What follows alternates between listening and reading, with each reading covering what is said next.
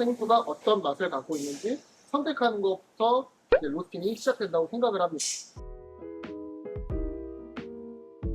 안녕하세요, 55도입니다. 저번 영상 딥다이브 이창수 대표님이 생두의 중요성에 대해서 말씀해 주셨는데, 생두에 대한 기초적인 얘기와 55도가 사용하는 생두에 대해서 말씀드리려고 합니다. 생두가 중요한 이유에 대해서 간략하게 말씀드리자면, 우리를 비교하자면 다른 것들은 향신료가 들어가고 여러 가지로 맛을 낼 수 있지만, 로스팅은 딱 생두로 맛을 내기 때문에 생두가 어떤 맛을 갖고 있는지 선택하는 것부터 이제 로스팅이 시작된다고 생각을 합니다. 그러면 정말 좋겠죠. 근데 솔직한 얘기로 저는 생두 선택부터 맛이 좀 좌지우지 된다고 생각하는 사람이라서 개선은 할 수 있지만 기존에 갖고 있는 맛을 막 바꿀 수는 없다고 생각해서 생두가 갖고 있는 걸 발현시키는 게 로스터지, 우리가 새로운 맛을 내는 건 로스터가 아니라고 생각을 합니다. 제가 느끼는 거는 생두 선택이 7, 그 다음에 로스팅이 3 정도로 생각을 합니다. 맞습니다. 그게 정답이긴 한데 어찌됐건 우리는 공장이기도 하고 이제 기존의 납품 단가도 있고 그러다 보니까 좋은 생두를 사용하면 당연히 더 비싸질 수밖에 없고, 뭐 프리미엄이나 커머셜 사용하면 가격이 내려갈 수밖에 없어서 이제 상권에 맞게 저희는 생두를 선택하고 있습니다. 생두는 우선 커피 체리부터 아셔야 될 것 같아요. 커피 나무에서 열리는 열매 안에 있는 씨앗이라고 보시면 될 것 같아요. 그래서 열매를 가르면 이제 생두가 양쪽으로 겹쳐서 맺혀 있는 게 보일 거예요. 체리 어떻게 생겼어요? 커피 체리요? 그냥 열매인데 그냥 이렇게 붉은 열매예요. 그래서 여기 안에 바르면 생두가 있다 라고 보시면 될 것 같아요. 그리고 이제 수확을 하는 게 해외에 많잖아요. 근데 우리나라에도 강원도 그쪽에도 커피를 수확하시고 농장 투어를 하시는 분들 직접 있는 것 같고, 그리고 피디님도 경험해 보셨지만 커피 오마카세 거기에서 커피 열매로 티액을 먹으셨다고 들었거든요.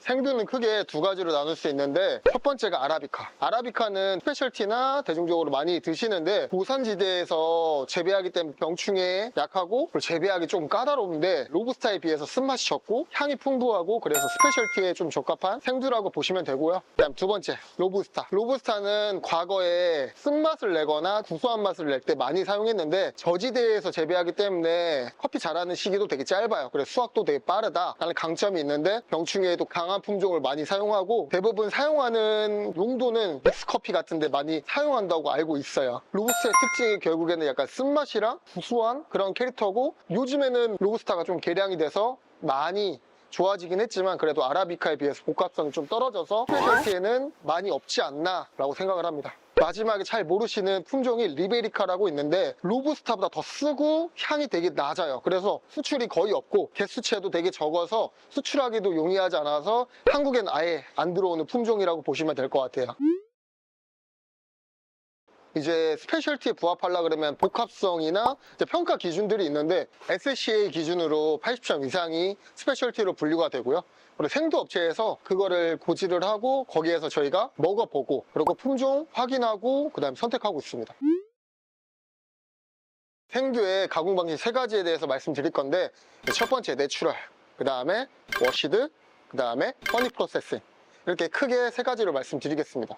내추럴 같은 경우는 커피 열매를 따서 베드에다가 그냥 건조하는 방식으로 조금 장점은 인건비가 좀 적게 들고, 그리고 이제 발효 과정에서 향이 되게 또렷한 특징이 갖고 있습니다. 두 번째는 워시드.